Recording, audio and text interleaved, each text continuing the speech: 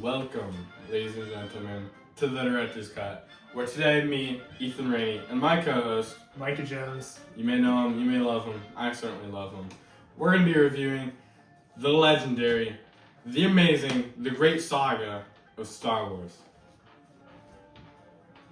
As a brief introduction with our history of Star Wars, we have been fans ever since we were kids, from watching it at birthday parties, to going to the theaters, to collecting and building Star Wars Legos, to playing Star Wars video games. Battlefront 2 right here, hold on. We've both basically seen every movie or series of Star Wars, from the original trilogy to the prequels, to all 7 seasons of the Clone Wars, to the more niche series such as Obi-Wan Kenobi, Andor, and the Rebels. And it was really great. Now, even if you've never heard the legendary Cantina Man, you've never seen a lightsaber, you've never seen Darth Vader's face, you still know the impact of Star Wars. It revolutionized Hollywood, it revolutionized the movie industry, it popularized the entire genre of space opera, it revolutionized toy manufacturing and marketing. I remember when we were kids, we had those plastic lightsabers that I would always beat you with. I don't know about that. You're pretty bad at that. The very first Star Wars movie, New Hope, which was released in 1977, introduces the iconic main characters such as Luke Skywalker, Princess Leia, Han Solo, Obi-Wan Kenobi, Chewbacca, and more. The movie follows Luke Skywalker as he joins forces with the other heroes to help the rebellion destroy the Empire's planet-destroying weapon, the Death Star. After A New Hope is The Empire Strikes Back, which was released in 1980. Following the destruction of the Death Star, the rebellion is forced to hide on the icy planet Hoth. After fighting in the Battle of Hoth, Luke Skywalker travels to the swamp planet of Dagobah to train with the legendary Master Yoda. The film ends in Cloud City of Bespin, where it is revealed that Darth Vader is Luke's father. The finale of the original trilogy, The Return of the Jedi, which was released in 1983, follows Luke Skywalker and his mission to rescue Han Solo, and then joins the Rebels' attack on the second Death Star. The movie concludes with Luke's confrontation with Darth Vader and the Emperor, where Luke's faith in his father leads to Vader's redemption and the downfall of the Emperor, bringing peace to the galaxy.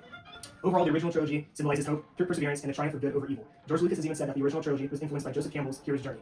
This trilogy perfectly represents that. Hero's Journey begins with the first phase, the departure. The departure starts off with the call to adventure. This is where Luke discovers the hologram of Princess Leia and her distress signal hidden in R2-D2. This stage is then followed by the stage of meeting the mentor and crossing the threshold. This can be seen where Luke meets Obi-Wan Kenobi, his mentor, and crossing the threshold can be seen after the stormtroopers destroy Luke's home.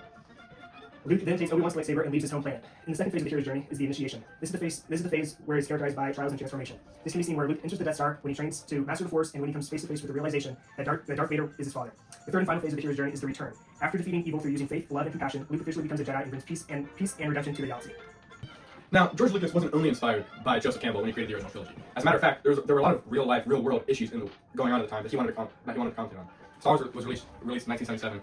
At the time, one of the big issues was America's involvement in the Vietnam War, and why probably not a good thing according to George Lucas. He's quoted saying the rebels were inspired and heavily based on the Viet Cong, or the North Vietnamese army, from their asymmetric guerrilla warfare against a large colonialist imperial state, which in this case was America, or the Empire. And Emperor Palpatine is based on Richard Nixon. You can see the resemblance here. Right? That's some resemblance. It's pretty uncanny, if you ask me. His main goal was to point out how liberty and how democracy, in a liberal democracy like the United States, can be easily transformed into an autocratic, imperial, fascist regime. And it was almost a commentary on Richard Nixon. The Ewoks were basically Viet Cong. They had booby traps, those spike traps, boom, crush the AT-ATs and stuff, and the ATSTs. Use the lives going down. It's very similar to the traps that the North Vietnamese would say. The Death Star could be napalm. It could be Agent Orange that they would be attacking and blowing up these native peoples of Vietnam, like native peoples of the Forest Moon of Endor. All this, the original trilogy is a very almost direct comparison to the Vietnamese War. Now, George Lucas continued his political activism and his political commentary throughout his later works, the prequel trilogy, released around the turn of the century in 2000. These were, a lot of people thought they were boring, a lot of people didn't like prequels because they're boring, because they focus a lot more on the politics and the nuances of the transition from the Galactic Republic and the Senate to the Empire, to the autocratic imperial regime that it eventually turns into in the original trilogy. But that's very, very, very purposeful, because that directly mirrors both Hitler's rise from Chancellor to Emperor in Nazi Germany and George Bush's War on Terror. America shares a lot of similarities with the Galactic Republic, especially during the War on Terror period. Both were originally like a beacon of freedom, a beacon of light throughout the galaxy. We were the land of the free, home of the brave. And they were also a symbol of unity. But throughout the Clone Wars, throughout the War of Terror, both America and the Galactic Republic lost a bit of their humanity and a bit of their the free society mission. For instance, the Galactic Empire used these peaceful Jedi monks as warmongers on the battlefield, and as generals on the battlefield against the Separatists. And they also used a clone army, raising kids from birth to be soldiers. Horrible crimes against humanity, which is kind of mirrored with our crimes against humanity. Guantanamo Bay during the War on Terror. The Patriot Act, which is our threat to freedom during the War on Terror. John Kiriakou, everything he did, the honest threat to American threat to the notion of a free society and the home of the free, land of the brave. We descended into this war machine, into this country who only focuses on vengeance and focuses on attacking our enemies, which is reflected in when Anakin says his famous line in when he's turning into Darth Vader, "If you're not with me, you're my enemy." And what's the line Bush says? Bush says, George Bush in his 2002 presidential address says, "Either you are with us, or you're with the terrorists," which is very, very similar to Anakin's descent into madness and his descent into villainy. George Bush's descent into total revenge guy. Now, the movie Rogue One that came out pretty recently, like what, 2015? Pretty heavily mirrors the Cuban Revolution. A small group of rebels fighting against a larger oppressive imperial U.S.-backed state, U.S.-backed dictatorship, the empire in this case.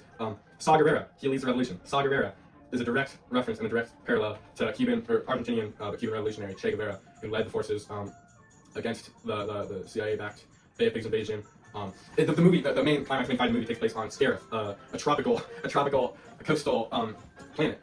Sounds very, very, very similar to Cuba in the 60s, with guerrilla warfare, very, very asymmetrical warfare, ambushing the empire, doing everything they can do to get back at these oppressive forces, which is expanded upon in the kind of prequel series to this, Andor, which focuses on one of the main characters of Rogue One, Andor, and his radicalization basically from someone who's just trying to get by, just trying to live in this world, which is very oppressive and limiting on his freedom. Just trying to get by, and then eventually turning in, seeing more and more violations on human rights, more and more violations on his humanity, and eventually becoming a full-on revolutionary and a full member of the rebellion. In conclusion, Star Wars uses powerful rhetoric and real-world symbolism and connections to get their political commentary and message across. Thank you for listening to this episode of The Director's Cut. Ethan, what would you rate Star Wars? Out of 5 stars, I'll give it 5 wars.